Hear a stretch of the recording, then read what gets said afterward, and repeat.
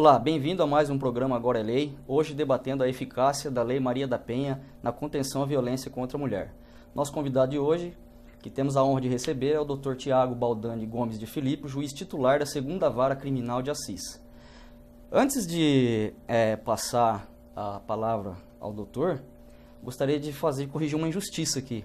Eu recebi alguns e-mails, depois que nós divulgamos o e-mail do programa, e tenho comentários de amigos, advogados, de outras pessoas aí, que dizem que, Daniel, parabéns pelo seu programa, o seu programa. Eu queria dizer que o programa não é meu, É um programa da TV Câmara, de interesse público, foi idealizado pelo diretor da Câmara, o Márcio Fabre, e conta com o aval da mesa diretora da Câmara. Quer dizer, eu acho importantíssimo e só estou à frente, vamos dizer assim, do programa por uma questão de ter uma familiaridade com as questões debatidas aqui, com as questões jurídicas.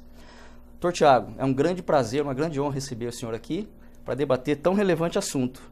E até eu gostaria de fazer hoje começar um pouco diferente, porque nós divulgamos o e-mail na última e divulgamos a presença do senhor e o tema.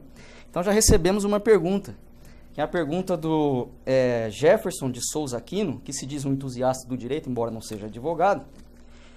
Ele elogia o Dr. Tiago, desconhecê-lo assim pessoalmente, elogia o programa e pergunta, até diz que é o meu programa, já fiz essa justiça ao pessoal, que Assis é uma cidade que tem um IDH de bom para razoável e está entre as 20 melhores cidades do estado para se morar.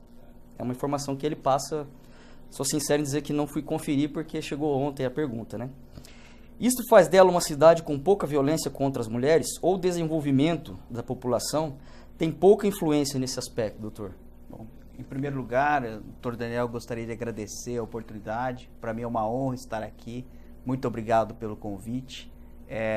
Sei que o programa começou há pouco tempo, mas já sei da sua desenvoltura para apresentar. Parabenizo por causa disso e faço votos de sucesso, de que esse programa seja cada vez mais conhecido e cada vez mais admirado. Obrigado. Com relação à pergunta excelente.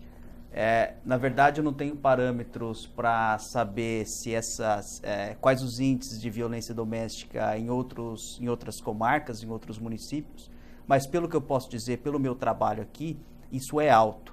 Isso representa a concessão diária de medidas protetivas, cerca de 2 ou 3 concessões de medidas por dia, e representa em torno, digamos, de 20% a 30% das audiências criminais que realizamos. Portanto, considero esse um índice alto.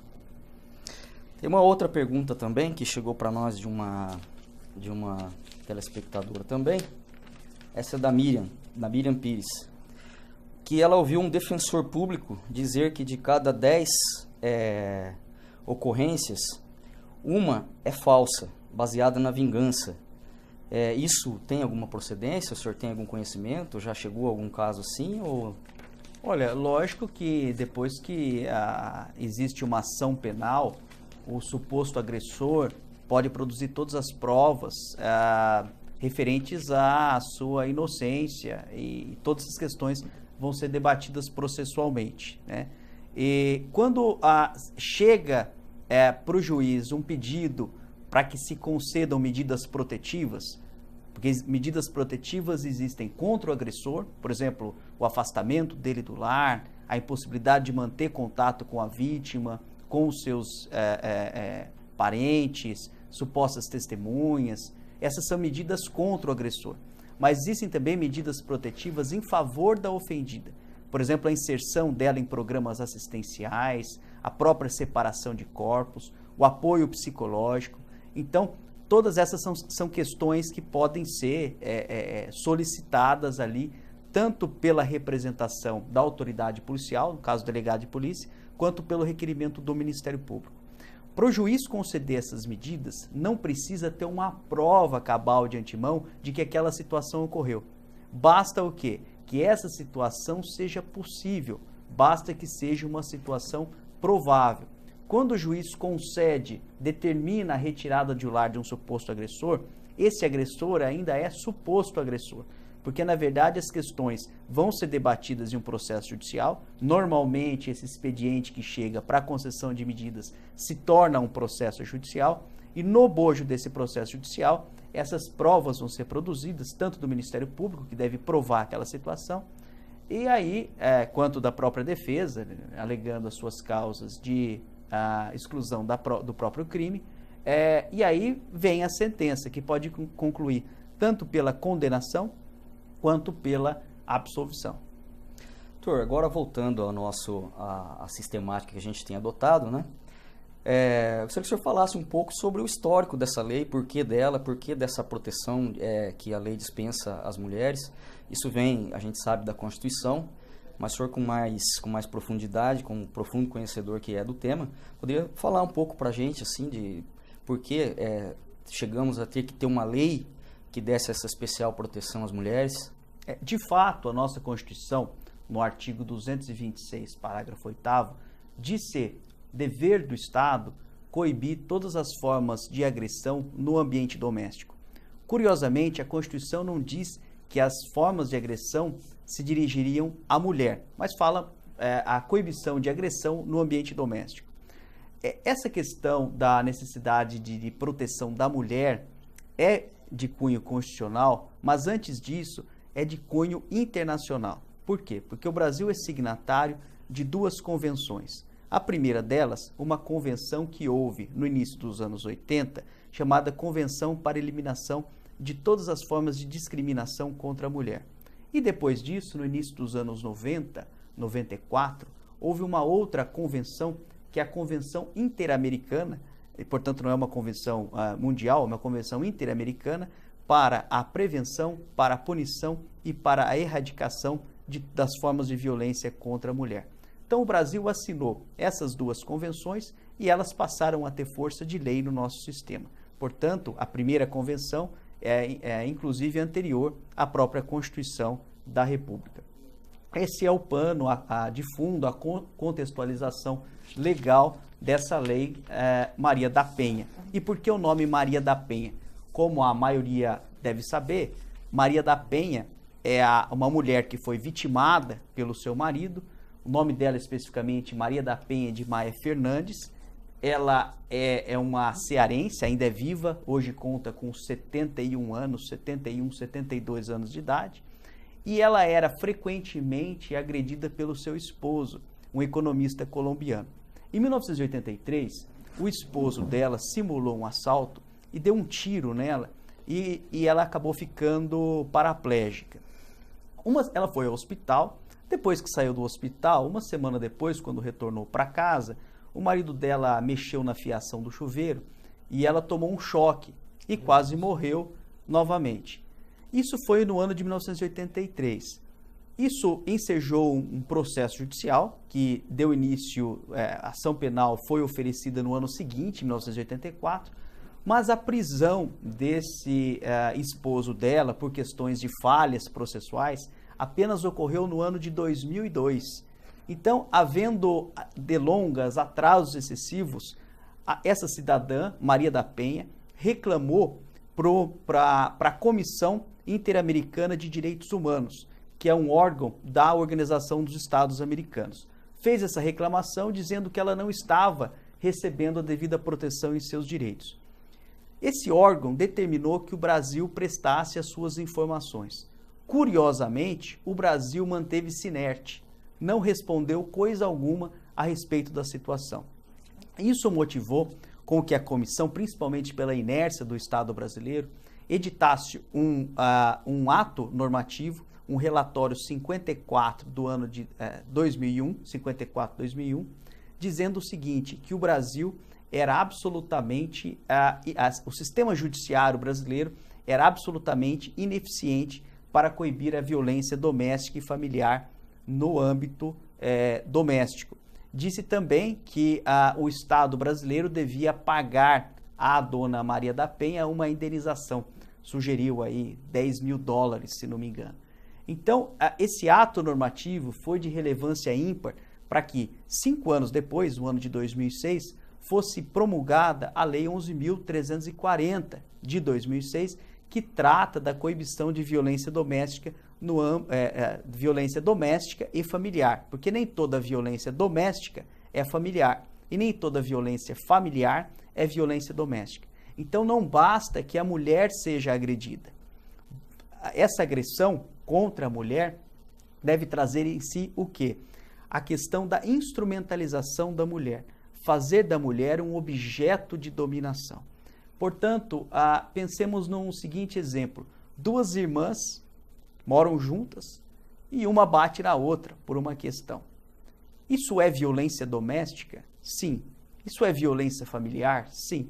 Uma irmã bateu na outra. Essa situação receberia a proteção da Lei Maria da Penha? Em princípio, não. Por quê? Porque não se demonstra uma agressão de uma irmã em relação a outra irmã, não se demonstra que a agressora tenha se valido de uma sensação de objetação, de instrumentalização daquela irmã. Mas isso não significa que apenas o homem pode ser sujeito da agressão. Vamos supor uma mãe machista, por exemplo. A mãe machista vilipendia a sua filha dizendo: olha, você não pode estudar, você tem que ser educada para casar, cuidar dos seus filhos, e acaba colocando aquela filha numa situação de inferioridade aos demais filhos. Isso seria uma violência doméstica e familiar contra a filha e mereceria, em tese, a proteção da Lei 11.340. É o caso, por exemplo, de companheiras, né? Que hoje tem umas mulheres que convivem, né, maritalmente falando. Também seria o caso ou não? Sim, a aplicação da lei independe de orientação sexual, né? Ela pode ser aplicada justamente para casos, para relações homoafetivas, sem problema algum. Existem algumas decisões, inclusive, que têm estendido a aplicação da Lei Maria da Penha quando o homem é vítima. Eu, particularmente, com o devido respeito, não acho que essa posição seja adequada, porque a lei é expressa ao dizer que se protege a mulher. Então seria uma interpretação muito contra a lei. Né? Não significa que o homem não possa ser agredido dentro de casa. Há situações que o homem é agredido dentro de casa. Mas nessas situações não haveria se falar em impunidade da mulher. Qual a diferença? Quando o homem é agredido, normalmente o que acontece, uma lesão corporal de natureza leve, uma ameaça, vias de fato, todos esses são crimes de menor potencial ofensivo.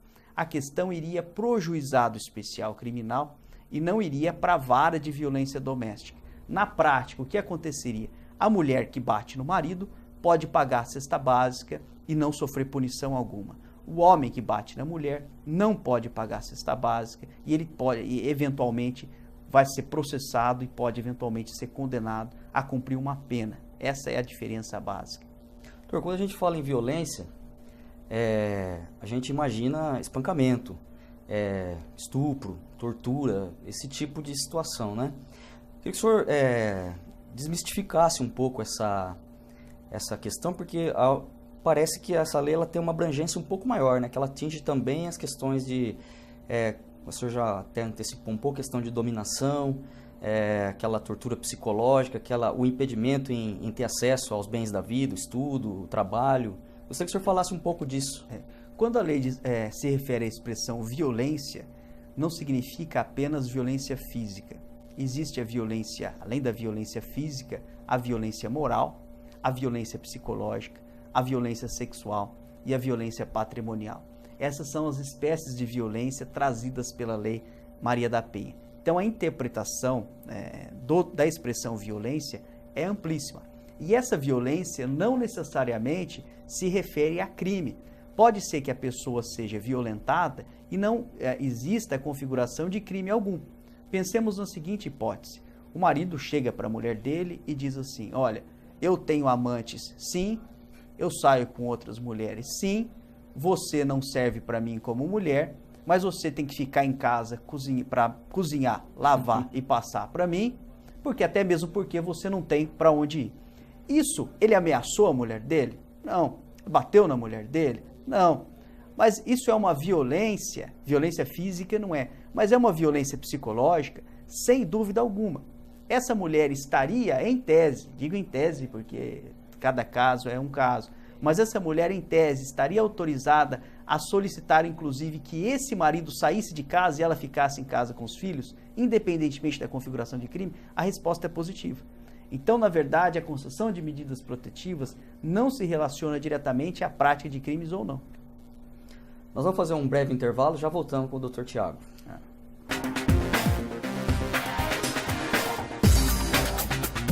Voltando com o programa Agora é Lei, gostaria de saber do Dr. Tiago Baldani a diferença entre violência doméstica e violência familiar. Então, curiosamente, a lei fala em violência doméstica, mas a lei também fala em violência familiar. Normalmente, as duas situações coincidem. Por quê? Porque às vezes a violência a doméstica se refere ao lar, e quem mora no lar são os familiares. Então, violência doméstica e familiar acaba sendo uma coisa só, mas nem sempre. Por vezes, pode haver a violência doméstica contra pessoas que não são da família. Por exemplo, uma empregada doméstica. Se o patrão ou a patroa vilipendiam os direitos da empregada doméstica, xingam a empregada doméstica, dão ordens absurdas para a empregada doméstica, isso seria uma violência doméstica? Sem dúvida alguma. Não é uma violência familiar, mas é uma violência doméstica contra a mulher? É uma violência doméstica contra a mulher. Agora, a violência familiar e família pela lei, a interpretação dela também é muito ampla, porque ela envolve não apenas a família nuclear, diríamos pai, mãe, filhos, e não apenas também a família mais extensa, mas a lei se refere, sua cláusula mais ampla, como qualquer relação íntima de afeto. Então isso envolve casal de namorados, por exemplo, ainda que eles nunca moraram juntos, para o fim de aplicação da Lei Maria da Penha, eles são considerados como a entidade familiar nesse conceito de relação íntima de afeto. E ainda que eles não sejam mais namorados. Então, mesmo com o término do casamento, da união estável ou do namoro, pode haver a ex-namorada, a ex-companheira, a ex-mulher, pode pedir as medidas protetivas em seu favor ou contra o agressor. Doutor, sua experiência, quem é o maior agressor? É o marido? São os filhos homens, né? O patrão, o empregador? Quem é o maior agressor? Eu posso falar da comarca de Assis. O que mais acontece aqui é o marido ou companheiro que agride a esposa ou a companheira. Mas há aí agressões das mais diversas índoles, filhos, parentes mais distantes, isso é geral. Doutor, a lei ela trouxe novidades em termos de medidas protetivas. O senhor já antecipou alguma coisa? Mas se o senhor pudesse aprofundar um pouco mais para nós, como como tomar essas medidas, né? Como instrumentalizar essas medidas protetivas? Quando a mulher é vítima de uma violência doméstica, o primeiro lugar que ela deve ir não é ao fórum, ela deve ir à delegacia de polícia. Né? Existe uma delegacia especializada para esse atendimento, que é a DDM, que é a Delegacia da Mulher. Ela deve ir e relatar a situação. Esse relato dela vai ser tomado a termo, ela assina esse relato, e esse expediente é encaminhado em até 48 horas para o fórum. Chegando ao fórum, depois de ouvir o Ministério Público, o juiz, em igual período, normalmente sai no dia essa decisão, o juiz pode conceder ou não conceder essas medidas protetivas. Quais são as principais as situações mais comuns que acontecem? Ameaça, lesão corporal e vias de fato. Não sei se vocês sabem, mas a diferença entre lesão corporal e vias de fato é que lesão corporal deixa marca, deixa arranhão, deixa olho roxo, deixa algum machucado. E vias de fato ocorre nas situações em que não há lesão aparente. O sujeito bate, mas não há como se realizar um laudo pericial, não há de lesão corporal, porque lesão corporal não existe. Essas são as vias de fato, que não são crimes propriamente dito, mas são contravenção penal. Então, essas três são as três hipóteses mais comuns. Então, chega esse expediente com o relato da vítima, às vezes de alguma testemunha presencial, o que é muito difícil. É muito difícil alguém que tenha visto as agressões, porque normalmente essa violência não ocorre na rua, essa violência ocorre no aconchego do lar, na intimidade do lar, sem testemunhas presenciais. Por isso que a palavra da vítima deve, em princípio, no primeiro momento, adquirir uma relevância muito ímpar. Por quê? Porque não se tem testemunhas presenciais. É muito difícil, se não se confiar na palavra da vítima, né, que não pode ser desmentida pelo contexto, é muito difícil alguém que tenha visto essa espécie de agressão. Né? Então chega esse expediente ao fórum e o juiz dá essa decisão. As medidas protetivas, como eu disse, podem envolver ali no artigo 22, medidas protetivas contra o agressor, as mais comuns, retirada dele do lar, impossibilidade dele manter qualquer espécie de contato com a vítima, quer seja diretamente, abordando-a na rua, por exemplo, ou indiretamente, telefone, mensagem no celular, Facebook, qualquer tipo de contato indireto, ou por meio de interpostas pessoas, é um mensageiro, pedir para a pessoa ir lá dar o recado, existe aí uma espécie de contato indireto. E também possibilidade de se estender o contato aos filhos. Pessoalmente, eu tenho a cautela de, quando houver uma narrativa de violência contra a mulher, mas não houver indicativo de violência contra os filhos, eu acabo por não impedir o contato com os filhos, para que isso não se torne mais para frente numa questão complicada psicologicamente para os próprios filhos. Então, esse contato do agressor com os filhos deve existir por intermédio de uma outra pessoa, que não a própria ofendida, que leve as crianças até o agressor e depois devolva para a mãe, se for o caso, né? E também, todas essas medidas contra ele, ele deve cumprir sob pena de lhe ser decretada a prisão. Quando essas medidas são decretadas, a Polícia Militar fica sabendo das medidas. A Polícia Militar de Assis, de maneira pioneira no estado de São Paulo, isso é digno de louvor, criou um sistema de banco de dados chamado MAP, Medidas Alternativas à Prisão, e esse sistema é utilizado para a inserção desses dados, para que possa haver uma fiscalização de rotina. E as medidas protetivas, por exemplo, vamos supor que o marido, toda vez que se embriaga, no bar ao lado de casa, chega em casa e bate na mulher. Pode ser uma proibição, por exemplo, de frequentar bares. A partir de hoje, ele não pode frequentar bares sob pena de ser preso. E essa informação vai para a Polícia Militar. A Polícia Militar, em fiscalização de rotina, aborda o sujeito, consulta o sistema e fala: olha, o senhor foi abordado dentro de um bar, tem aqui uma informação que o senhor não podia frequentar esse bar, frequentar bar algum. Essa informação, então, eles registram um BOPM, esse documento é encaminhado para o fórum. Chegando ao fórum, normalmente a defesa pode se manifestar, dizendo não era bar, era um restaurante, por exemplo. Né? Era um restaurante, não tinha nada a ver com bar. E aí, né, trazer alguma informação, e se for o caso de descumprimento, em último caso, decretar a prisão dele pelo descumprimento. Então, um mito que se tem, né? Vamos supor, o sujeito ameaça a mulher ou bate na mulher, mas as lesões são leves. Ele pode permanecer preso desde a primeira vez? Não, não pode, porque a pena máxima para esses crimes é menor de 4 anos. E quando a pena é menor de 4 anos, não pode haver prisão.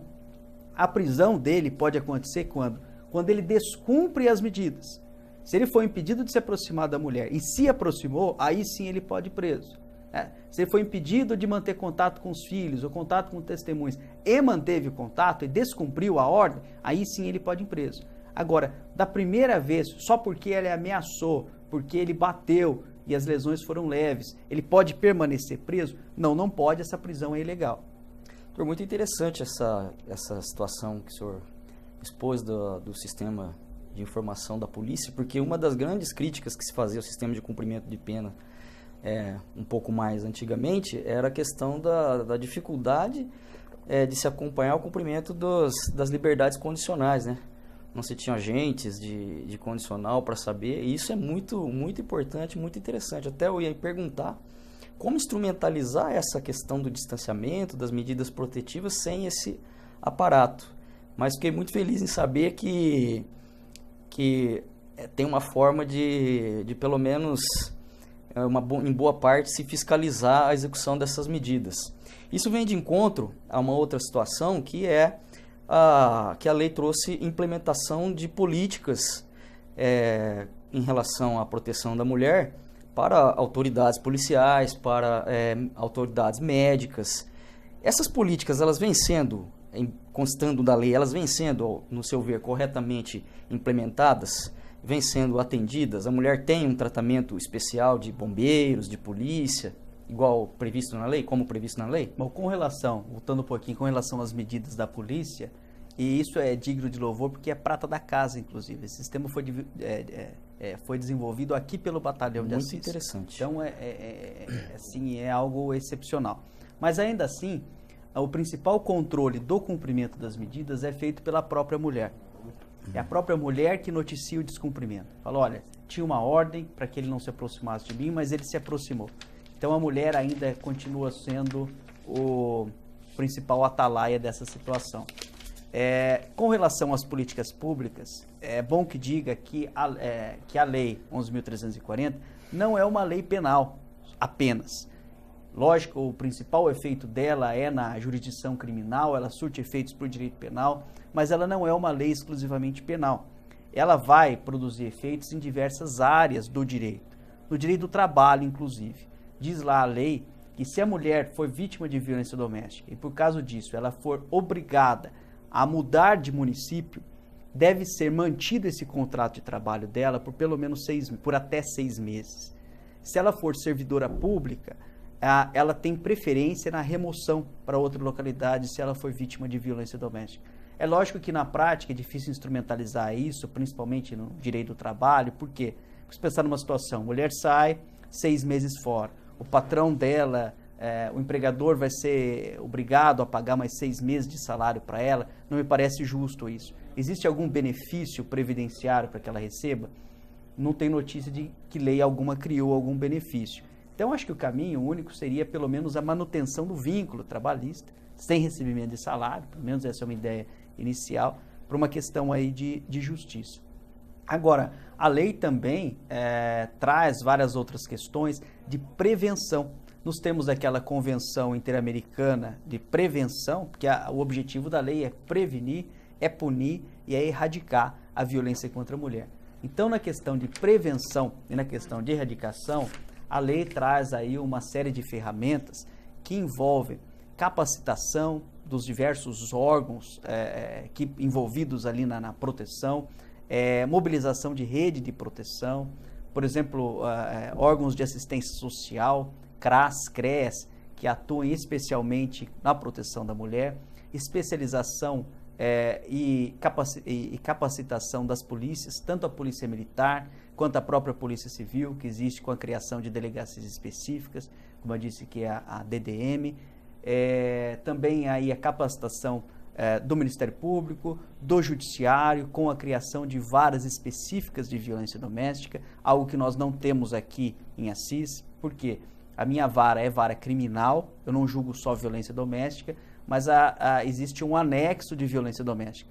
Então, todos os casos de violência doméstica, desde a semana passada, vêm apenas para a segunda vara criminal em Assis, que tem esse anexo. Por que eu digo desde a semana passada? Porque até a semana passada, tudo que vinha de violência doméstica era distribuído entre as varas criminais de Assis. Em Assis são 2. Tanto a primeira quanto a minha, que era a segunda, decidiam esses processos. Mas desde a semana passada, eu também era o juiz da infância e juventude e hoje não sou mais. O anexo da infância e juventude passou agora a pertencer à terceira vara criminal, uma vara que foi recentemente instalada aqui em Assis, na semana passada, e todo o acervo de violência doméstica e familiar agora passou à segunda vara criminal. Mas o ideal é que existam varas especializadas em violência doméstica, que já é uma previsão da própria Lei 11.340, mas é uma realidade que nós ainda não temos aqui em Assis. Uma proteção cada vez maior às mulheres, né, que sempre é o lado mais fraco. Historicamente, se diga, né, temos o caso lá da Malala, que inclusive ganhou o Prêmio Nobel da Paz, que é uma vítima de grande violência, né, e por aí afora. Doutor, uma das coisas que contribuiu para disseminar a AIDS nos anos 80, 90, foi essa questão do ser humano sempre tem aquela, comigo jamais vai acontecer. Estudos realizados nos Estados Unidos por entidades que estudam a pena de morte, concluem que a pena, as medidas que a lei impõe para certas situações, elas são menos importantes em coibir o delito do que essa certeza de que o indivíduo vai praticar o crime e não vai ser punido, não vai ser pego, não vai ser...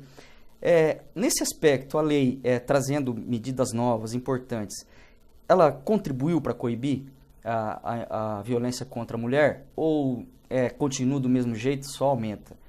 Até gostaria que o senhor comentasse um caso, não sei se tem a ver com a Lei Maria da Penha em si, mas eu acho muito interessante. Uma colega O senhor, recentemente, em São Paulo, foi atacada violentamente por um indivíduo lá, uma questão relacionada à Lei Maria da Penha. Parece que ele ia ser por uma audiência, e ele se achou no direito de, inclusive, atacar a juíza nessa questão de submissão feminina, né? Que é lá numa representação da justiça. O que o senhor comentaria sobre isso pra gente? São várias questões aí que são envolvidas, né? Como já dizia o Dr. Marrei, quando era Procurador-Geral de Justiça, o que importa, mais do que a impunidade, é o sentimento de impunidade que tem que ser afastado. Então, essa lei, num primeiro momento, trouxe o quê?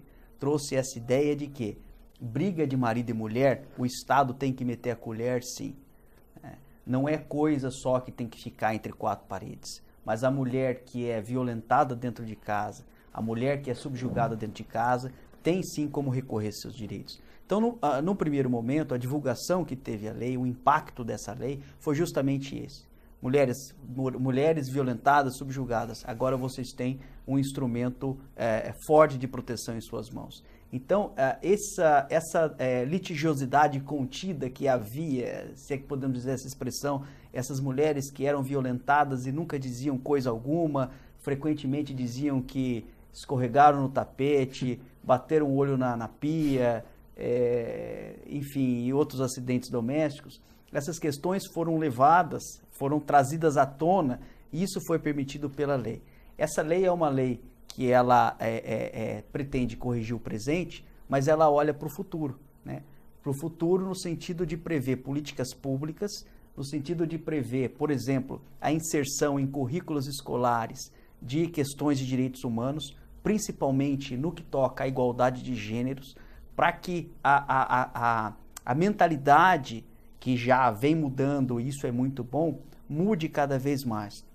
Com relação ao episódio lá da capital, é lamentável, a colega justamente é juíza de violência doméstica e sentiu na pele que muitas mulheres sentem dentro de casa. Bom que as consequências físicas foram mínimas, as consequências psicológicas, ao que parece, também, porque ela voltou a trabalhar no mesmo lugar, disse literalmente que não se sentiu intimidada e, pelo contrário, isso fez com que ela ganhasse mais força para fazer o trabalho dela, e ela sentiu, como julgando diariamente questões de violência doméstica, ela se vitimizou, ou seja, ela sentiu na pele o que uma vítima de violência doméstica sente.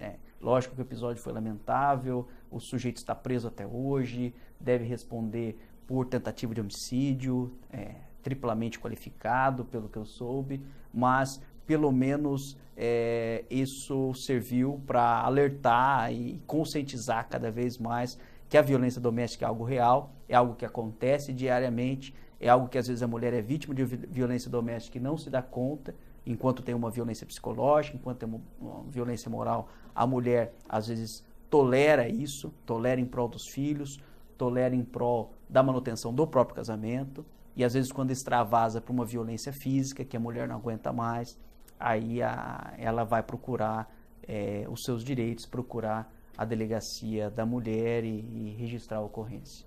Até por isso, por essa questão de a mulher, em muitos casos, tentar resistir à punição do agressor, é que a ação penal começou sendo mediante representação e depois agora é ação pública, né? Ação penal pública, né? Em parte, o que acontece? No caso de ameaça, né? Como eu disse, que são as três situações mais frequentes, vias de fato, lesão corporal e ameaça. Só há se falar em representação. O que é representação? É a vítima dizer que ela deseja que o sujeito seja processado. Isso só existe hoje para violência doméstica no caso de ameaça. Só. No caso de lesão corporal, por exemplo, se duas pessoas brigam na rua e a vítima sofre lesão leve, isso não é violência doméstica, dois homens brigam na rua, para que esse sujeito que bateu seja processado, esse que sofreu a lesão tem que representar, né? Agora, no caso de violência doméstica, não existe essa representação para lesões, ainda que leves, e também não existe para vias de fato. Só existe para ameaça. A vítima pode se manifestar no prazo de 6 meses dizendo que ela deseja que o agressor venha a ser processado. E qual a outra peculiaridade? A questão é que se ela quiser retirar a queixa, né, uma expressão já consagrada popularmente, né, se ela quiser se retratar dessa representação, ela pode, mas tem duas questões. Ela só pode antes que o Ministério Público ofereça ação penal, ou seja, enquanto ainda existe procedimento na delegacia, enquanto não virou processo no fórum. Depois que virou processo no fórum, ela não pode, entre aspas, retirar a queixa.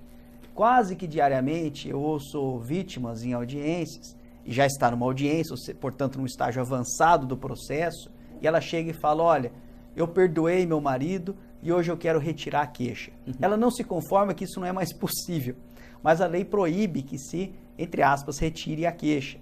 E essa retirada, além disso, não é tão simples assim, porque se ela deseja retirar, se retratar, ela precisa haver uma audiência no fórum, perante o juiz, perante o promotor de justiça, e o juiz ouvir dela isso.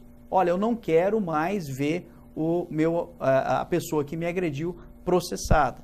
Então, na prática, o que acontece? Ela vai à delegacia, lá atrás, registra a ocorrência, fala que quer ver o sujeito, o agressor processado. 1 mês depois, 2 meses depois, ela comparece na delegacia de novo, conversa com o escrivão de polícia, conversa com o delegado, fala assim, olha, eu não quero mais, eu perdoei meu marido, ele voltou para casa. O delegado reduz isso a termo, manda para o fórum, chegando isso para o juiz, por lei, é obrigado a designar uma audiência, nos termos do artigo 16 da Lei 11.340, designa uma audiência para que essa vítima venha perante o juiz e fale, é verdade, juiz, eu não quero mais. Essa cautela da vítima ser ouvida perante o juiz não existe para os outros casos de representação. Se existe, de novo, uma briga na rua e o sujeito se retratou, perdoou o agressor, ele não precisa ir para o fórum. Basta que ele vá à delegacia de polícia e fale, olha, eu me retrato. É o suficiente. Para a vítima de violência doméstica, justamente porque o legislador visou evitar que ela fosse pressionada, entre aspas, fosse constrangida pelo agressor a retirar a queixa, ele exigiu um duplo filtro. Olha, além de você falar isso para o delegado, o que mais importa é você chegar perante o juiz e falar isso para o juiz, porque vai haver uma audiência, o juiz vai perguntar se ela está sendo, de certa forma, coagida ou constrangida a se retratar, e ela pode, ali no momento, sem a presença do agressor, dizer que realmente ela só está retirando porque ela foi pressionada dentro de casa, ou não, ela pode dizer que isso aí é de livre e espontânea vontade dela. A ideia da lei se embasa no quê? No confisco da vítima, ou seja, a vítima é presumivelmente vulnerável, é presumivelmente mais frágil, mais fraca, e por isso precisa haver mecanismos para que se evite que ela seja vitimizada de novo, para que ela seja fragilizada de novo. Então, por esse motivo, a lei não exige mais representação em lesão corporal leve, não exige representação no caso de vias de fato, porque vias de fato, como eu disse, não é crime, é uma contravenção penal, e o próprio decreto 3688 de 41 já disse que toda ação penal é pública e incondicionada, mas havia uma discussão por ser lesão corporal leve, se aplicaria por questão de justiça ou não, e se consolidou que sim, mas não em caso de violência doméstica. Então, lesão corporal não tem representação, vias de fato não tem representação, e ameaça tem, mas com essa cautela que eu disse da audiência perante o juiz. E recentemente, no final do ano passado, o próprio Código Penal foi alterado, estabelecendo o crime de feminicídio. O que é o crime de feminicídio? Ocorre quando o sujeito mata a mulher nessas condições de violência de gênero, né? Por causa de instrumentalização da mulher, subjugando, desrespeitando a condição de mulher dela. Nesse caso, o homicídio é qualificado por si só. E se ela é gestante, idosa, etc., tem as condições lá, também, além disso, existe um aumento de pena. O crime de feminicídio é diferente do femicídio. O que é femicídio? Matar a mulher. O femicídio, que é matar a mulher, não pode ser mais grave do que matar homem, né? Não faria sentido. Não faria sentido. Afinal de contas, uma vida é uma vida. A própria igualdade constitucional. É igualdade. Matar homem e matar mulher, a pena tem que ser a mesma. Agora, quando o homem mata a mulher valendo de sua superioridade, com violência de gênero, aí sim o homicídio é qualificado. Aí não é o femicídio, mas é o feminicídio, que é o crime, que é a modalidade aí de homicídio que veio à tona no final do ano passado. Com esses importantes esclarecimentos sobre a ação penal, nós chamamos mais um intervalo.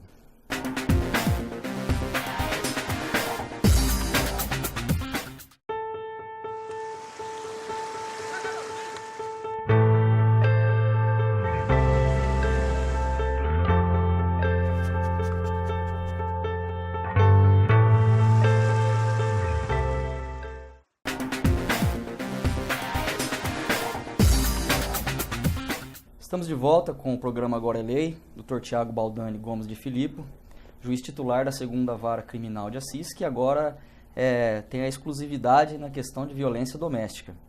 Doutor, com essa profunda especialização que o senhor acaba tendo nessas questões, quem são as maiores vítimas de agressão doméstica contra a mulher? São mais idosas, mais crianças, mais adolescentes? Olha, eu diria que a maior vítima de violência doméstica continua sendo a esposa, independentemente da idade. A esposa. Em segundo lugar, a mãe. Mãe, em qual contexto? Normalmente a mãe que acolhe o filho dependente químico, e o filho dependente químico acaba entrando em conflito ali e acaba agredindo a mãe. São as duas situações diárias que verificamos, quase que diárias.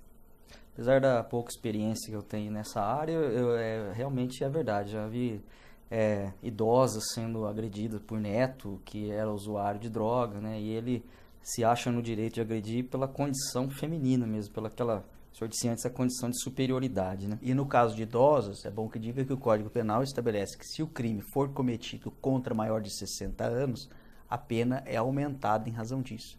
E na prática, nas audiências, por incrível que pareça, as mães, por incrível até razoável compreender, as mães e avós são as que mais tendem a dizer em audiência que perdoaram os filhos e netos que não querem mais essa situação. Muito mais do que mulheres e companheiras. Em razão do próprio amor familiar, né? Daquela coisa. E o que o senhor acha que pode ser feito em relação à prevenção, nos termos da lei Maria da Penha, para coibir a prática de violência contra a mulher? Tudo isso que dissemos, o papel do judiciário na violência doméstica, dito até aqui nas audiências e sentenças, tudo isso trabalha com a punição de violência doméstica. Mas também tem outros dois braços, que é a prevenção e a erradicação. Para a prevenção e para a erradicação, são imprescindíveis políticas públicas, medidas coordenadas pelas 3 esferas: União, Estados, como Distrito Federal, e os próprios municípios e entes descentralizados, em prol da prevenção e erradicação em todas as formas que se pode pensar, quer seja mediante conscientização, mediante inserção em currículos escolares, mediante especialização de órgãos de atendimento, antes que a questão se judicialize, antes que se chegue ao conhecimento do juiz. Às vezes órgãos de assistência social, relativos também à psicologia, se mobilizarem para esse atendimento. Porque muitas vezes as questões de violência doméstica, quase sempre, extravasam a questão criminal para abranger várias outras questões em todas as áreas, não só áreas do direito, mas a questão de psicologia e todas as áreas humanas do conhecimento. Doutor, nossa convidada anterior, professora Marina Antunes, professora de Direito Constitucional da Unip, ela falou falou um pouco sobre a questão, falou da mulher na Constituição e falou no final sobre essa questão da identidade de gêneros, aquele indivíduo que, embora homem, se identifica com o gênero feminino. O senhor disse aqui no início que não vê, pelo menos em princípio, a possibilidade de se ampliar a lei para aplicar na proteção alguns direitos dos homens. Com relação àquele indivíduo que se identifica com o gênero feminino, transexual, ou não transexual, mas que se identifica com o gênero, o senhor vê essa possibilidade aumentada, Sim. Pelo menos em termos de futuro, para ele ser o sujeito passivo e garantido pela lei Sim. Maria da Penha? Na verdade, tem que se diferenciar o transexual do homossexual. Sim. O transexual é aquele que, na verdade, pensa como mulher, age como mulher. né? Nesses casos, a Lei Maria da Penha teria aí uma aplicação, porque a questão, a proteção, não se refere... imediata essa aplicação. Exatamente, não se refere à mulher enquanto portadora de órgão sexual feminino, mas à mulher enquanto a realidade que se mostra, né? Se a pessoa, independentemente de ser biologicamente um homem, se portar como mulher, residir juntamente com um homem e exerçam ali um papel como se marido e mulher fossem, e esse homem passa a agredir o transexual, a subjugar o transexual, não haveria motivos para se negar a aplicação da lei a essa situação também. Mas diga uma situação excepcionalíssima, não entendo que a lei se aplique a homossexuais estariam fora da proteção da Lei Maria da Penha, mas a questão do transexualismo estaria abarcada, porque se o transexual pensa como mulher, ele se sente como mulher, essa questão da vulnerabilidade estaria ligada a esse sentimento, a todo esse pensamento dele, independentemente de portar um órgão sexual masculino. Nós sabemos que toda lei tem um espírito, né, que os romanos chamavam de mens legium. Então, nós podemos dizer que o espírito da lei Maria da Penha é proteger a condição feminina, ainda que ela venha seja um homem que tem essa condição feminina. Nós podemos chegar a essa interpretação, a essa conclusão? Sim. No começo do século XX, o direito protegia quem, basicamente? Ele protegia o marido, dono de terra, testador, pai de família, né? Ele tinha o pátrio poder, o poder era do pai, ele dizia, mandava e desmandava, né?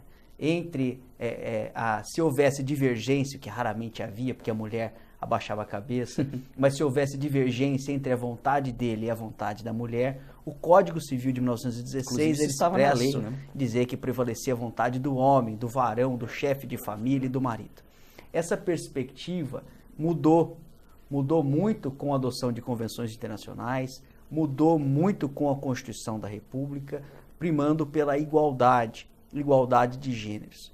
Quando se fala em igualdade, não se quer dizer aquela igualdade meramente formal, mas a Constituição, além disso, além de garantir a igualdade entre homens e mulheres, garante também uma igualdade ontológica. O que é isso? Por vezes a lei pode desigualar situações desiguais, na exata medida em que essas situações se desigualam, justamente para se garantir uma igualdade. Então, muitas vezes a lei é o mesmo espírito que a lei confere mais proteção ao consumidor que ao fornecedor, mais proteção ao empregado do que ao empregador, mais proteção à mulher do que ao homem. Por quê? A lei concede uma proteção especial a pessoas que ela vislumbra mais fracas, mais frágeis, mais vulneráveis, justamente para no plano fático, no mundo dos fatos, tentar haver uma igualdade. Muitos diziam que essa lei, Maria da Penha, não é constitucional, por quê? Porque acabaria desigualando homens e mulheres. Com o devido respeito, eu acho que não é inconstitucional, que a lei encontra perfeito amparo na Constituição, porque a própria Constituição prevê que situações desiguais, como caso, situação presumivelmente desigual, essas situações seriam desigualadas para que se objetivasse uma igualdade no plano fático. E essa igualdade é verificada não só no mundo atual, mas para o futuro, para que as gerações futuras extirpem de uma vez por todas qualquer situação de humilhação, de subjugação, de opressão por questão de gênero. Doutor, o senhor disse no começo da nossa conversa que é dada uma relevância diferenciada ao testemunho da mulher, da vítima, em relação ao... Isso quando nós perguntávamos se... questão lá que foi da nossa telespectadora, de que havia alguns casos de abuso por parte da mulher, que acabava por usar isso como uma forma de vingança contra o parceiro e tal. E então a lei empresta essa relevância diferenciada ao testemunho da mulher. E aquela mulher que sofre calada, que nós sabemos que ainda há um grande número, né, que ainda se subjuga, né, que se submete ao comando do marido, qual que seria a relevância de um terceiro levar essa notícia à polícia e eventualmente às barras do seu julgamento e da justiça? Qual que seria, ela vai ter essa mesma relevância ou são diferenciadas? A proteção à mulher acaba aí onde fica mesmo na palavra dela? A notícia de um crime não precisa ser levada só pela vítima, pode ser levada por qualquer do povo. Então, a partir do momento que um vizinho, um amigo, um conhecido levar a notícia de uma suposta violência doméstica à autoridade policial, a autoridade policial deverá tomar medidas de investigação para saber se aquela situação realmente aconteceu ou não aconteceu. Com a observância de que, no caso de se for aparentemente ameaça, precisa haver a representação dela para que essas investigações prossigam e para que exista ação penal. Mas a partir do momento que a polícia sabe da existência do crime, né, por qualquer pessoa do povo, pela mídia, enfim, deve-se instaurar um procedimento para apuração da existência da infração penal, tanto da prova da materialidade quanto de indícios suficientes de autoria. Então não haveria em tese problema algum de que esse vizinho, conhecido, parente, levasse o caso até a polícia para que fosse deflagrada uma investigação. Pelo contrário, até na fase depois processual, quando se deveria produzir provas a respeito da responsabilidade criminal dessa pessoa, se as declarações da vítima forem alicerçadas nesse depoimento do vizinho, é mais prova ainda a respeito da agressão. O vizinho que ouve xingamentos, o que seriam supostas agressões e relata tudo isso, isso acaba dando mais fidedignidade às próprias declarações da mulher. Interessante.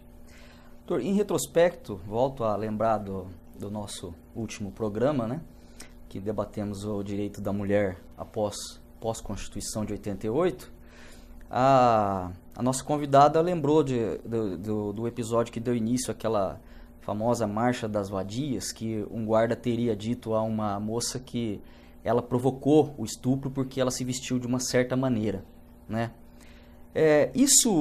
A lei ela pode trazer para nós uma perspectiva de mudança cultural, porque nós temos essa cultura machista muito enraizada, né? A senhora acha que há uma perspectiva, além de ela trazer essa carga de questões jurídicas modernas e de proteção ao lado mais fraco, pode trazer também uma mudança cultural, pode contribuir? Sim. Quando uma lei é editada, principalmente leis que se referem a direitos humanos, essa lei não pode mudar a realidade de uma hora para outra. A realidade é o que é e raramente a lei muda. Mas a lei pode trazer em si os sonhos da Constituição, os sonhos das convenções internacionais, os sonhos da Constituição e ditar os caminhos que se pretende para uma sociedade ideal, ainda que atualmente possa se pensar numa sociedade utópica. A mens legis da lei 11.340 é justamente coibir, é justamente extirpar, eliminar, erradicar qualquer forma de discriminação baseada no gênero feminino.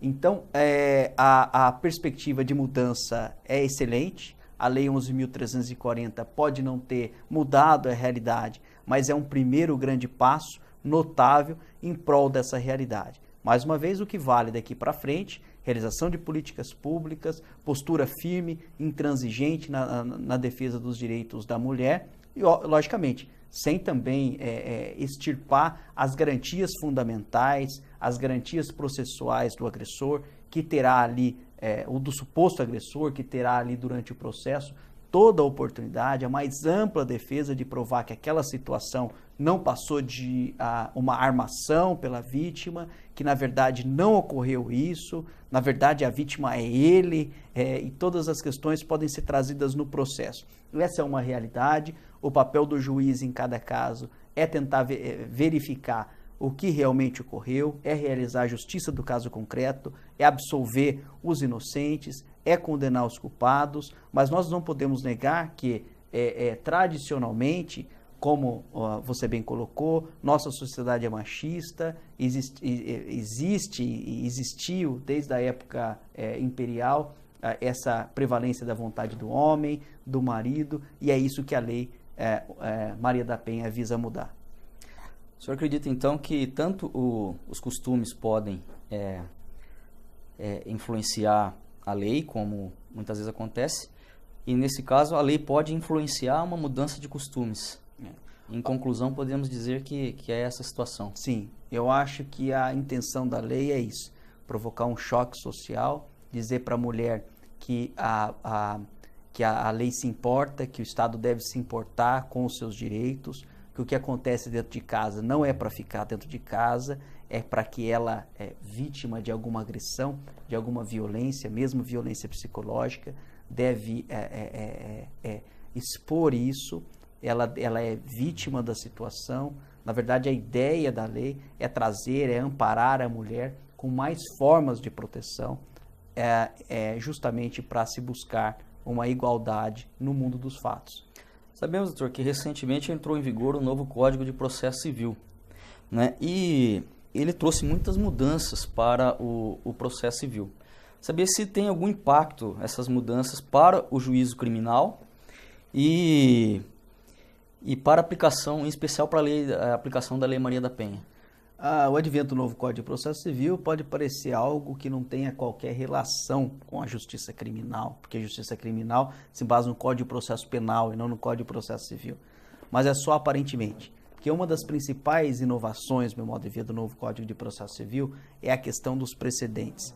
É trazer a ideia de que as decisões consolidadas pela jurisprudência importam sim e devem nortear o julgamento de casos idênticos ou muito semelhantes.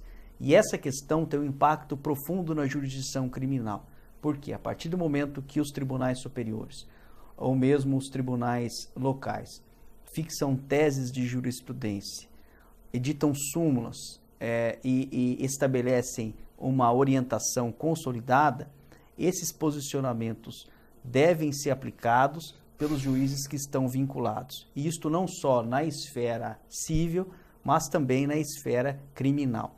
Então, se alguma questão, algum entendimento for estabelecido pelo Supremo Tribunal Federal, pelo Superior Tribunal de Justiça, que são tribunais de Brasília, pelo Tribunal de Justiça de São Paulo, a respeito de alguma questão específica da lei da Maria da Penha, de violência doméstica, e essa questão for uniformizada pelo novo Código de Processo Civil, ela adquire efeitos vinculantes e o juiz deverá aplicá-la. É lógico que cada caso é um caso, é lógico que essa ideia não torna do juiz um autômato boca da lei, o juiz ainda é livre para examinar se aquele caso em específico se adequa àquela posição consolidada, mas a partir do momento que o juiz concluir que sim, que aquele caso se adequa àquela posição, não tem por que não aplicar a posição consolidada.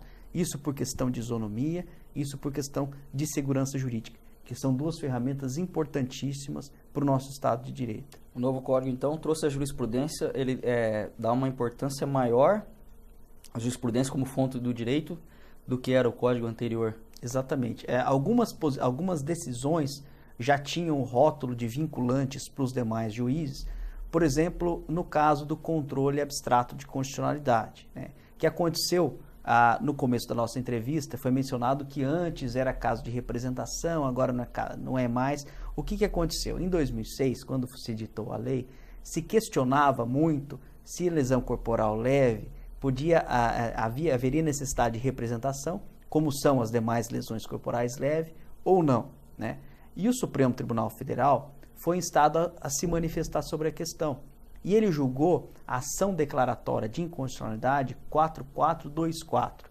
E nessa ADI 4424, o Supremo estabeleceu justamente a posição que se consolidou e deve ser aplicada.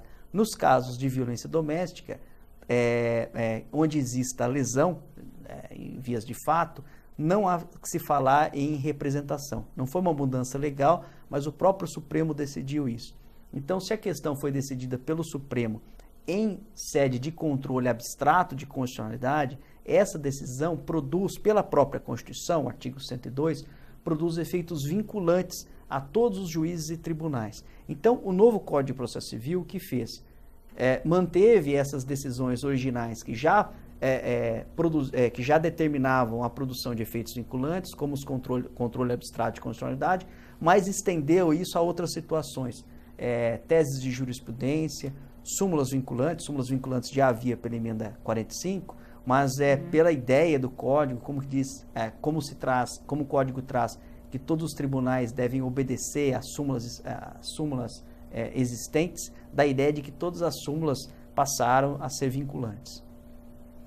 Queria agradecer imensamente aos esclarecimentos de profundo conhecedor da matéria, Dr. Tiago Baldani Gomes de Filippo, juiz titular da 2ª Vara Criminal de Assis. Doutor, muito obrigado.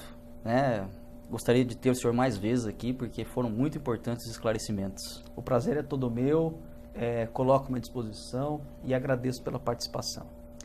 No próximo programa, nós vamos falar sobre direitos trabalhistas com o Dr. Marco Gracinelli, especialista em direito do trabalho. Você pode enviar suas dúvidas, suas sugestões, suas perguntas para o e-mail que vai aparecer aí na tela. Muito obrigado e até o próximo programa.